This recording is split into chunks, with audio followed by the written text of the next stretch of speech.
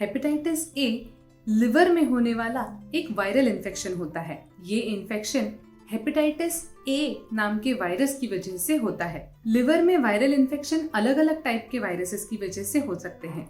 Hepatitis A virus की वजह से लिवर में स्वेलिंग हो सकती है और अल्टीमेटली लिवर में डैमेज हो सकता है। यूजुअली हेपेटाइटिस ए का इन्फेक्शन अक्यूट होता है। ये कुछ हफ्तों में रिजॉल्व हो जाता है। अगर ये इन्फेक्शन कुछ कारण की वजह से रिजॉल्व ना हो तो ये इन्फेक्शन क्रॉनिक बन सकता है, यानी कि ये इन्फेक्शन एक इंसान में लंबे समय तक मौजूद हो सकता है। हेपेटाइटिस ए की टेस्ट के द्वारा ये समझा जा सकता है कि एक इंसान में हेपेटाइटिस ए का इन्फेक्शन करंटली प्रेजेंट है या उसे हेपेटाइटिस ए का इन्फेक्शन पहले होके गया है।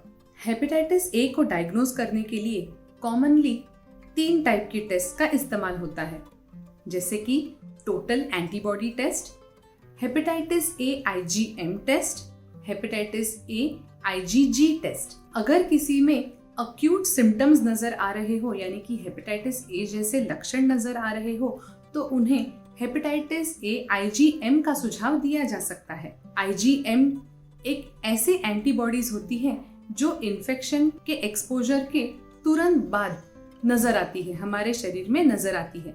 Usually hepatitis A IgM antibodies शरीर में 2 हफ्ते से लेकर 6 महीने तक डिटेक्टेबल रहती हैं। IgG एंटीबॉडीज यूजुअली शरीर में लेट आती है। कुछ हफ्तों के बाद हमारा शरीर IgG एंटीबॉडीज को डेवलप करता है, लेकिन हेपेटाइटिस ए के अगेंस्ट IgG एंटीबॉडीज शरीर में पूरी जिंदगी भर प्रेजेंट रहते हैं। IgG एंटीबॉडीज हेपेटाइटिस ए का वापस इन्फेक्शन ना हो, हेपेटाइटिस ए का नेक्स्ट इन्फेक्शन प्रिवेंट करने के लिए रिस्पॉन्सिबल होते हैं। यूजुअली हेपेटाइटिस ए की डायग्नोसिस कंफर्म करने के लिए कुछ और टेस्ट का भी सुझाव दिया जा सकता है। मोस्ट इम्पॉर्टेंटली लिवर पैनल की टेस्ट का सुझाव दिया जाता है, ये समझने के लिए कि लिवर के फंक्शन सही से चल रहे हैं या नहीं। हेपेटाइटिस ए का इन्फेक्शन कंटैमिनेटेड फूड और ड्रिंक्स की वजह से होता है। अगर फूड ह्यूमन स्टूल से कंटैमिनेटेड हो जाए तो उसकी वजह से हेपेटाइटिस ए एक इंसान से दूसरे इंसान में स्प्रेड हो सकता है। अगर किसी में हेपेटाइटिस ए का इन्फेक्शन हो गया हो तो उन लोगों में 28 दिन के बाद से इन्फेक्शन की वजह से आने वाले सिम्टम्स नजर आ सकते हैं। डार्क यूरिन, बहुत डार्क येलो कलर की यूरिन होना, क्ले कलर यानी कि पेल मोशन होना, पेट में दर्द होना, नौशिया या वॉमिटिंग होना, स्किन जॉन्डिस्ड नजर आना यानी कि येलो नेल्स और आंखें येलोइश नजर आना, ऐसे कुछ सिम्टम्स हेपेटाइटिस ए की वजह से हो सकते हैं। अगर किसी में ऐसे सिम्टम्स नजर आ रहे हो तो आपके डॉक्टर आपको हेपेटाइटिस ए की टेस्ट करवाने का सुझाव दे सकते हैं। हेपेटाइटिस ए की टेस्ट एक रेगुलर ब्लड टेस्ट की तरह होती है।